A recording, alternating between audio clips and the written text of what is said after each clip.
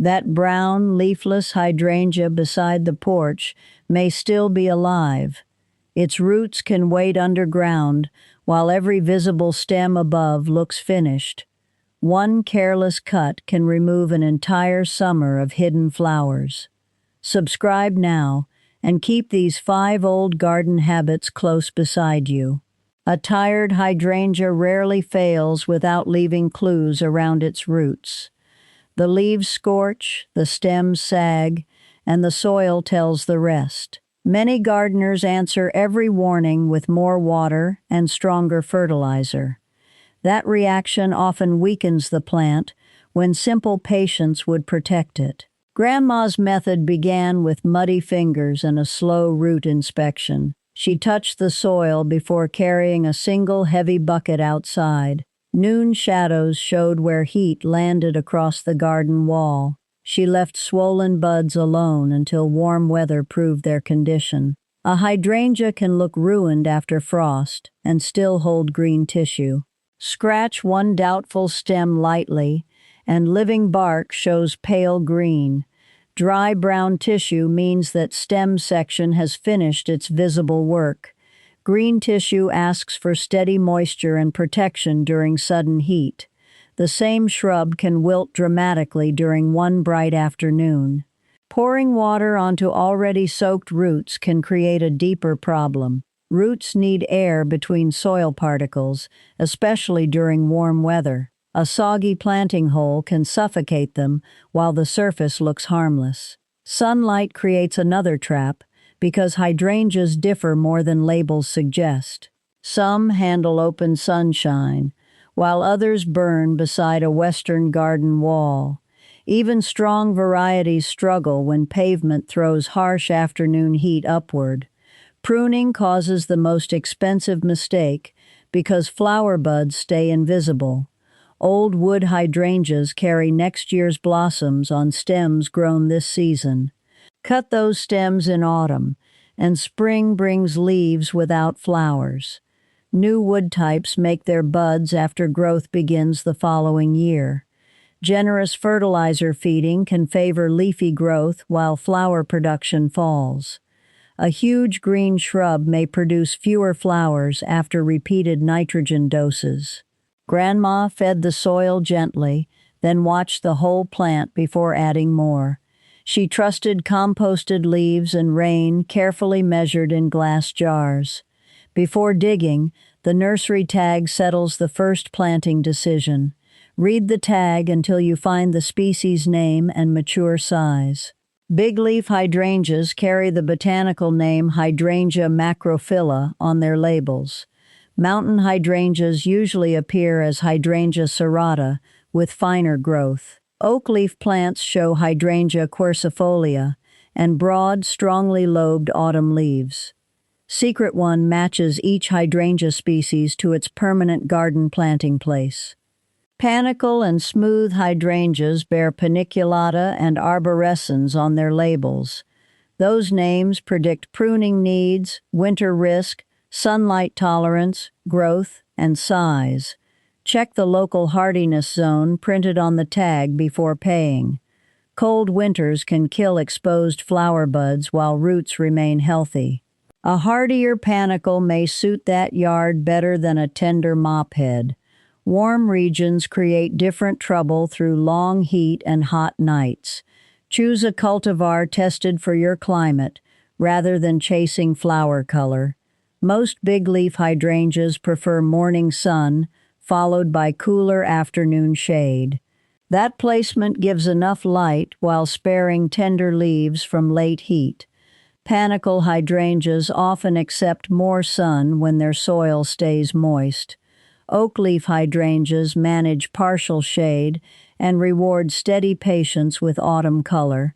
Deep shade can produce handsome leaves with very few flower heads. Harsh afternoon sun can bleach fresh blooms and crisp broadleaf edges. Study the exact spot for one full day before planting anything. Mark where direct sun begins, then carefully record when shade returns. Keep tender types away from brick walls and reflective pavement whenever possible.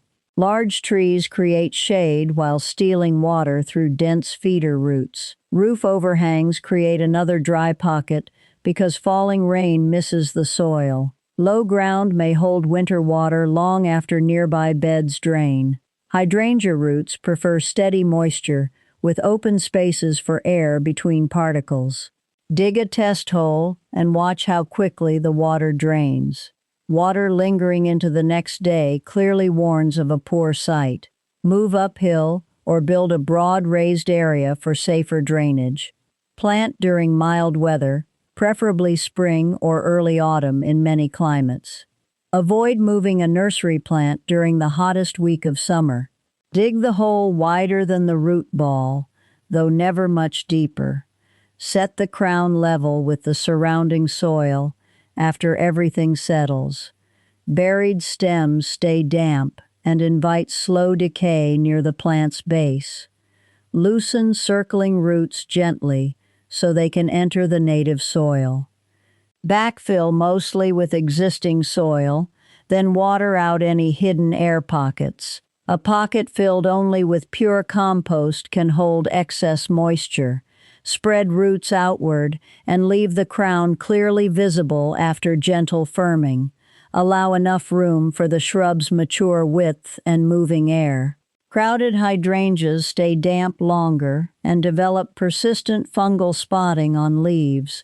Place the right plant correctly, and every later chore becomes easier. Secret 2 lives in the watering can, though careful timing matters most.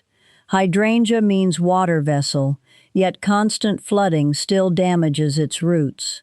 The goal is evenly moist soil with dependable drainage directly beneath it. New shrubs need closer watching while their roots enter surrounding ground. Check them carefully every few days during their first growing season outdoors. Push one finger several inches down beside the outer root ball.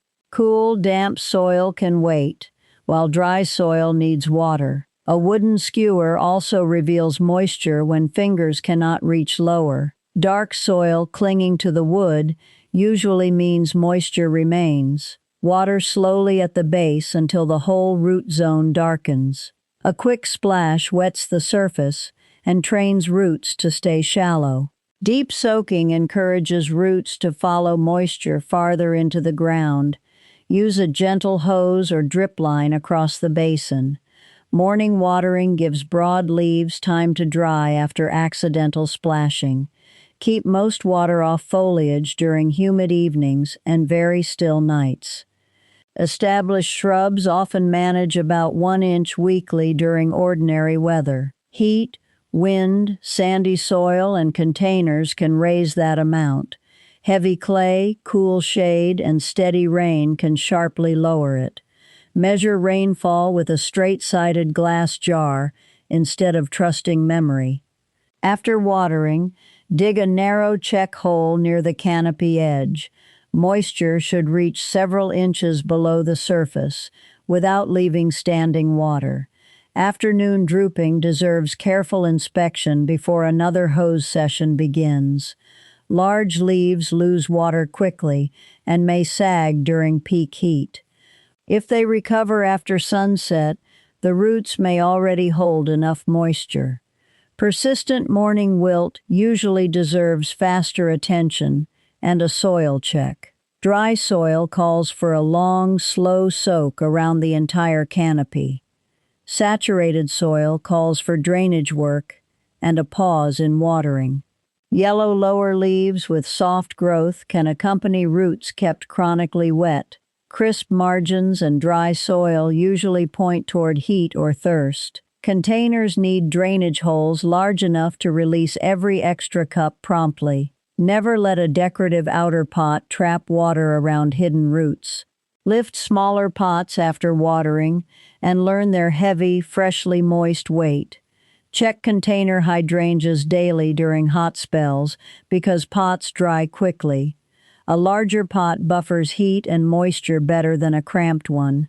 Shade the container itself when dark plastic becomes hot at midday. Mulch the surface lightly while keeping the central woody stems completely clear.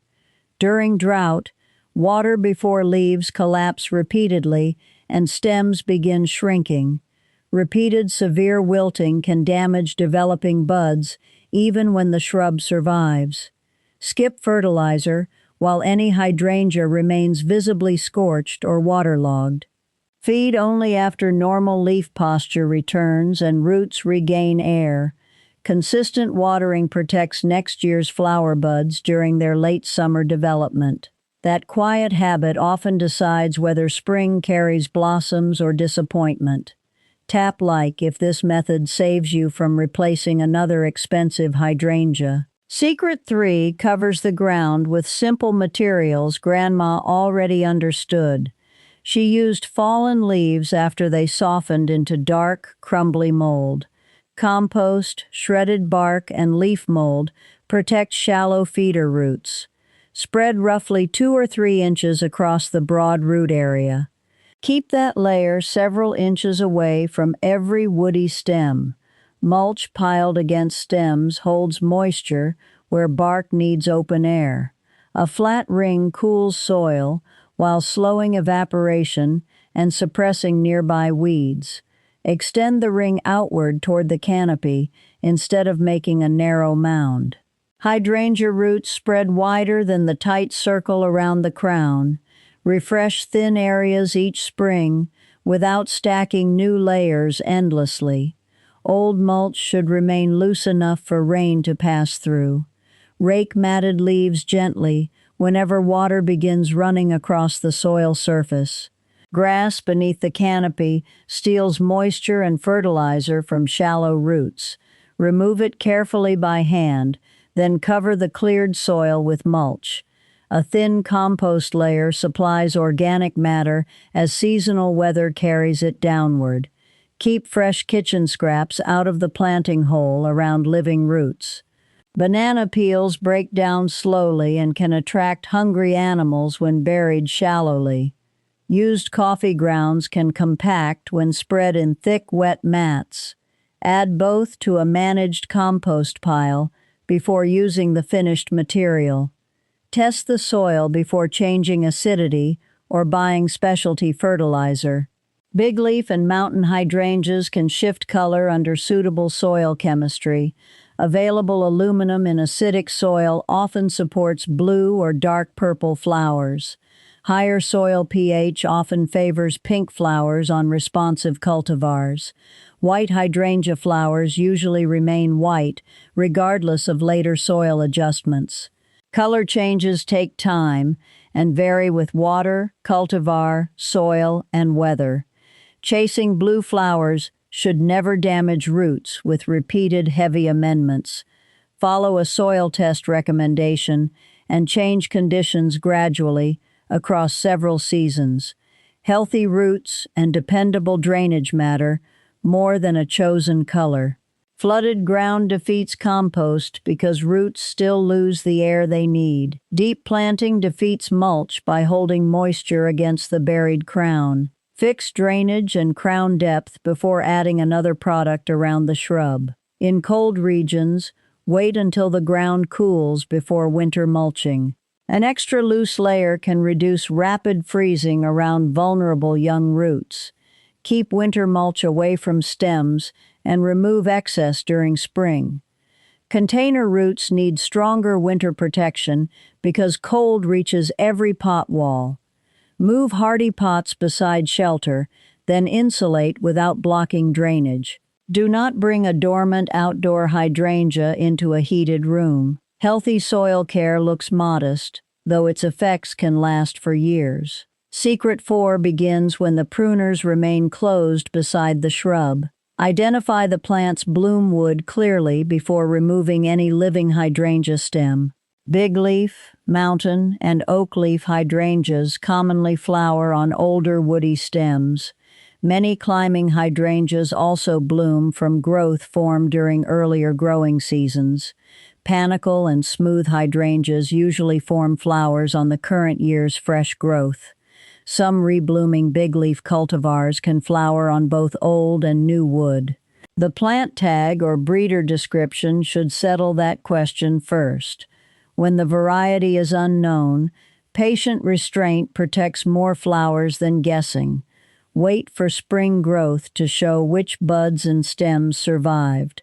Living buds soften and reveal green as spring temperatures remain steadily mild. Dead stems stay brittle and show dull brown tissue beneath a light scratch. Cut dead wood back to healthy tissue with clean, sharp blades. Leave every healthy stem alone until the actual bloom habit becomes clear.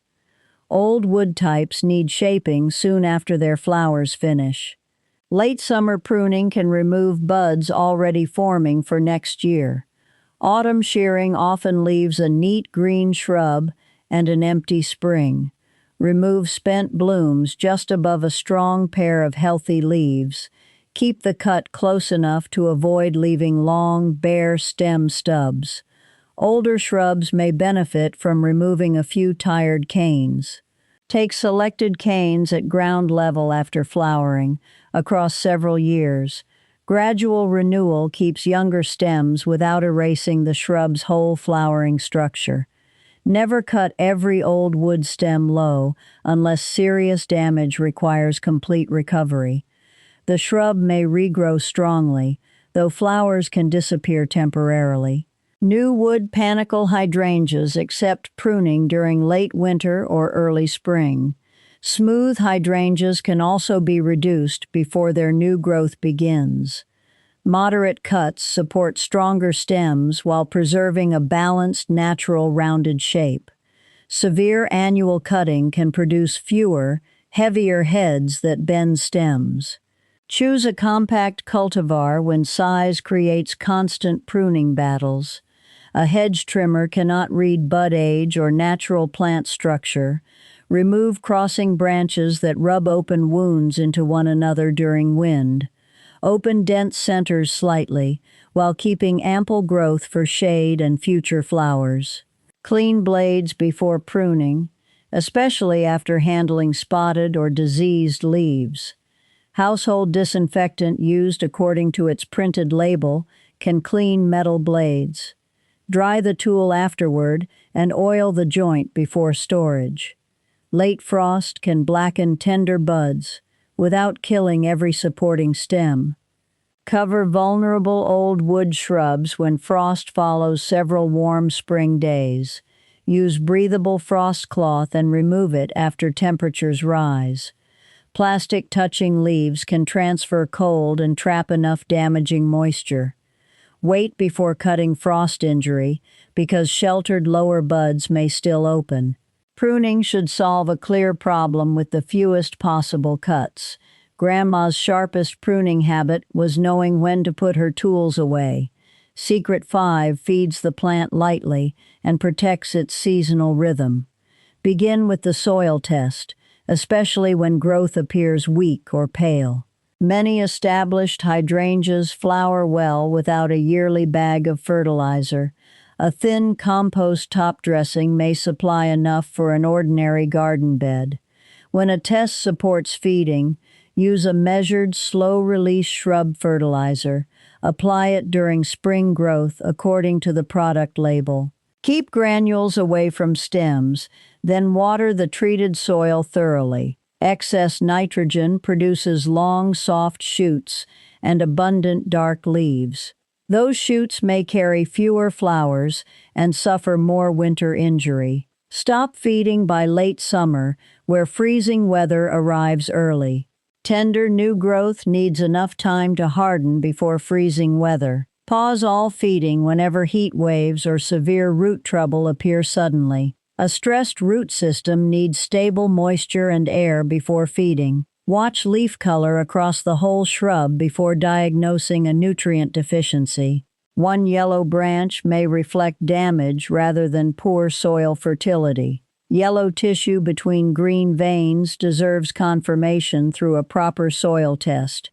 Unmeasured feeding can worsen pH problems and burn already weakened roots. Protect old wood flower buds where winter wind repeatedly strips away moisture. Water thoroughly during dry autumn weather until the ground begins freezing. After dormancy, surround exposed shrubs with breathable burlap or leaf-filled fencing. Keep protective material loose enough to avoid crushing stems and buds. Remove winter covers gradually after the harshest cold has passed. Keep frost cloth nearby for sudden freezes after buds begin swelling. Container hydrangeas may need an unheated garage in very cold winter climates. The selected cultivar must still be hardy for that protected location. Check stored pots monthly and keep the protected root ball barely moist. Never leave dormant roots standing in cold water throughout the long winter months. When a shrub looks dead, scratch one nearby stem and inspect beneath. Check several stems because exposed tips may die above living lower buds. Then inspect soil moisture near the deeper roots, beyond the dry surface crust. Dry roots need slow soaking that reaches the entire original root ball. Soggy roots need improved drainage and less irrigation before considering careful spring replanting. Give a heat-stressed plant temporary shade during the hottest afternoon hours. Do not prune green stems merely because wilted leaves look dramatic in heat. Remove damaged tissue only after its bark and buds clearly confirm death. Keep fertilizer away until fresh growth holds normal color and leaf posture again. Recovery can take several weeks because damaged feeder roots rebuild themselves slowly. New crown shoots confirm that the root system remains alive beneath the soil. Shield those tender shoots against slugs and sudden late spring frost damage. Steady care prevents common losses throughout a hydrangea's long natural life in gardens. Grandma's way keeps roots cool and pruning cuts carefully timed all season. Tomorrow, touch the soil beside your hydrangea before reaching for the garden hose. Read the plant tag twice before touching any healthy stem with pruners. Give the roots broad mulch while keeping every woody stem exposed to air. Your hydrangea may outlast every costly shortcut displayed beside the checkout counter. Subscribe, share this with a gardener, and keep Grandma's careful garden method growing.